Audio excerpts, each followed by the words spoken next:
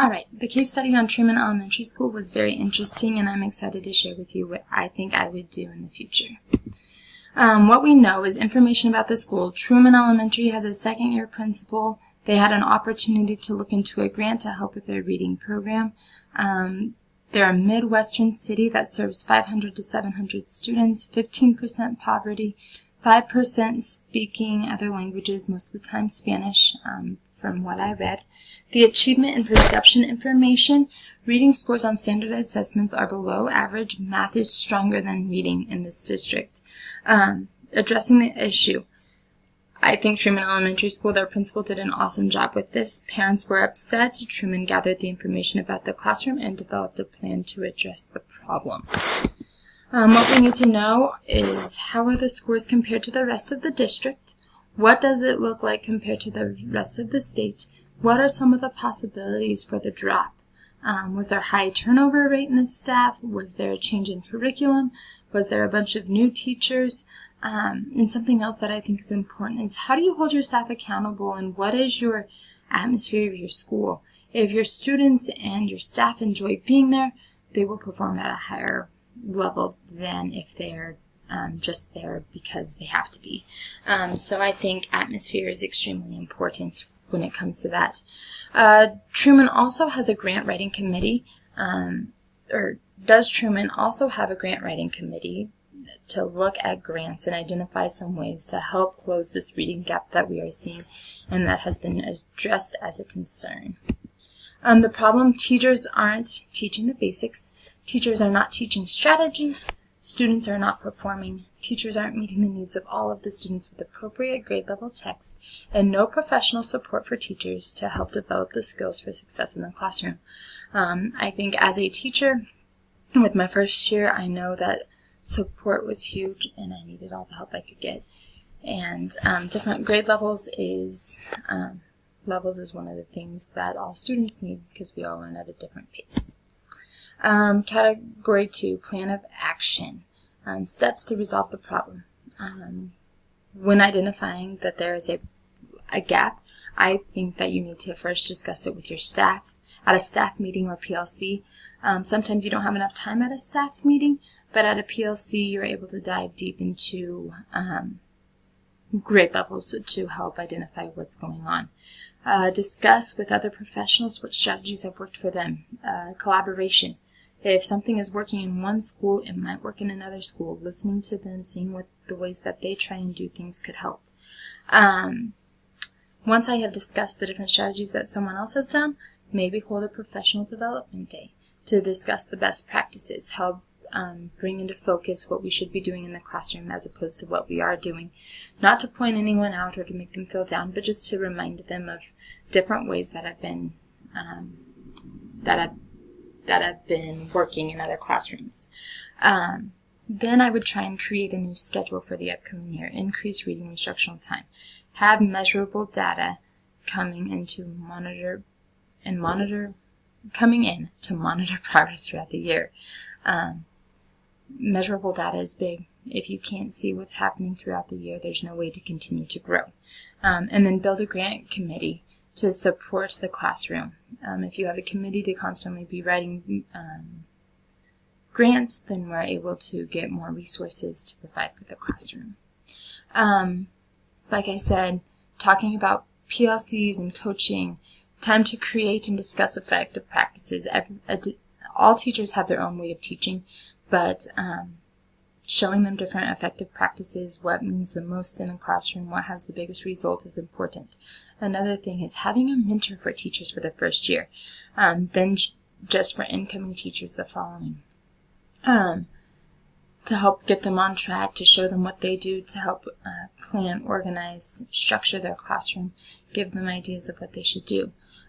Give strategic monitoring probes to monitor progress. This could also help set up interventions so you're not wasting instructional time, like whole group or small group instructional time, rather giving the other students, the ones that need a little extra support, the skill that they need. Also, I would have walkthroughs to monitor and schedule and make sure that there has been an increase in reading instructional time. Sometimes a new schedule, if people are stuck in their old ways, it's hard to change their ways. They want to stick to what they already know. And then I would give reports to stakeholders and PTO about the progress and the process that we're doing to help keep them informed on the situation. They're the ones that came with the concern, so we have to show them what we should do next. Then have lesson plans turned in so that I know the strategies and the phonics and the best practices that are being implemented in the classroom to help show it could even show PTO and stakeholders what we're doing with the documentation. Resolve the issue based on promoting the success of all students. Teachers get more resources for individualized instruction, making it easier to break it up into small groups. Having more than an hour gives them a little more time to increase phonics, grammar, or strategies for comprehension and writing in the reading block. Teachers will get collaboration time to develop goals and plans to increase challenges that the students will have to overcome. It's important to push our students, and if they're all at the same level, we are not pushing our high kids, or we're over pushing our lower kids and overwhelming them, creating a block. And then we will have data to help develop intervention plans and to back up and support reading.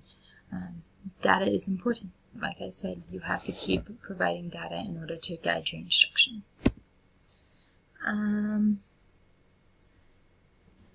Strategic monitoring provides teachers with the information that they need for what students still need help with according to their groups and skills.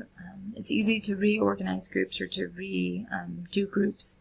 We'll also give teachers more resources, giving them an opportunity level, small group instruction, and tailor it to the needs of their students.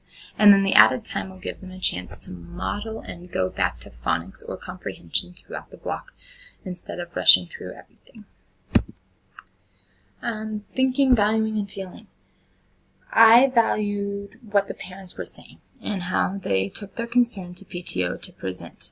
They had their data, they had the results, they saw a concern and they took it to PTO. I think that is important because they care about their kids. We need to keep them involved in their kids' education, and addressing their concerns is a way to help them.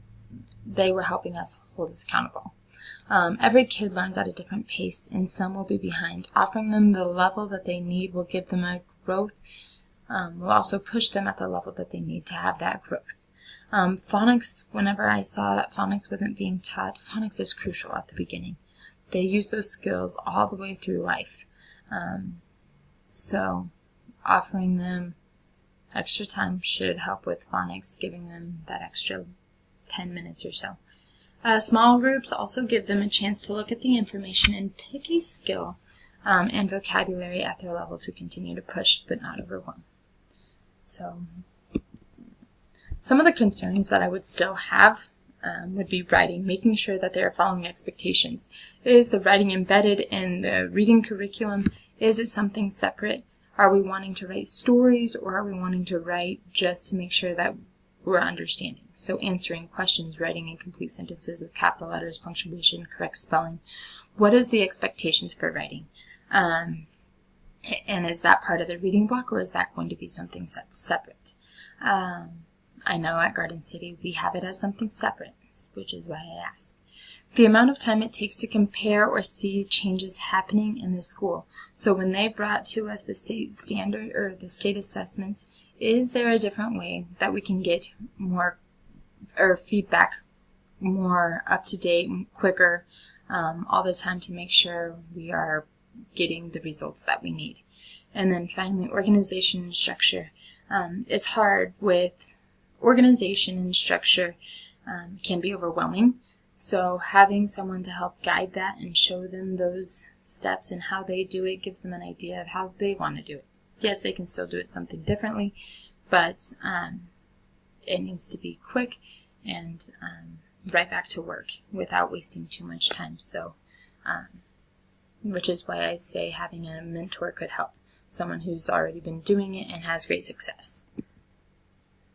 So my reflection on Standard 8. As a building administrator, I was able to provide continuous improvement with academic success and engaging families and community in different ways. Listening to the PTO. Parents came to the principal with concerns. The principal listened and explained what was going on and why. He took his time, but he found his results.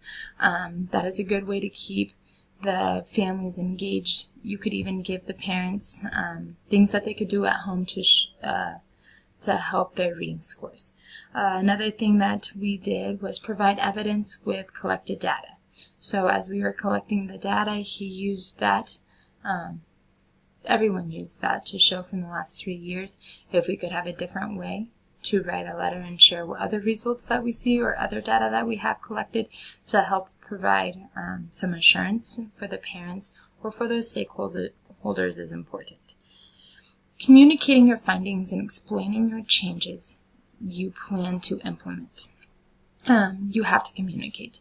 If someone comes to you with a concern, what are you going to do to try and close this gap? Parents want what's best for their kids. Teachers want what's best for their kids. So listen to suggestions. Find different ways to do it. How are you going to develop your teachers and provide insight and support for better instruction and better practices? Is a good way to also add to your community and share with your stakeholders and PTO. As the building level administrator, the data represented to respond and communicate to a larger community their concerns about instructional programs. By comparing both subjects, you provide an understanding that was correct. You provide evidence through all grade levels as opposed to just one to address it as a district or just a grade level to discuss what we need to be doing differently. And then looking and collaborating with staff to see what we could do to close the gaps. Collaboration is important. It helps you think of different ways that you might not hear about otherwise. As a building level administrator, use knowledge of policies, laws, and regulations that govern the school and bring positive changes. Providing teachers with professional development is positive change. Giving them that collaboration, especially with other people from other buildings or even hiring people in. Collaboration amongst each other. If there's 3 or 4 teachers in one grade level, giving that time so they're all on the same page to see the growth was also good. Giving them resources for small group, having that variety to pick from, and then checking on them when implementing new practices, holding them accountable, making sure that they're following through with what they're saying to continue to grow. As a building administrator, there's ongoing dialogue with decision makers outside the school concerning efforts of the teachers and students. The communication is with other building leaders. What practices have worked for them, what challenges are they seeing? Curriculum leaders in the district office help with looking at other curriculums and practices. Just because they're not in the classroom doesn't mean that they're not interested in what's going on with what you're seeing. We always have to be ready to grow. PTO and stakeholders, they provide funding and support. They want to know what's going on in the classroom, otherwise they would not be there. So let them know what you think is going on and help provide for them. As a building administrator,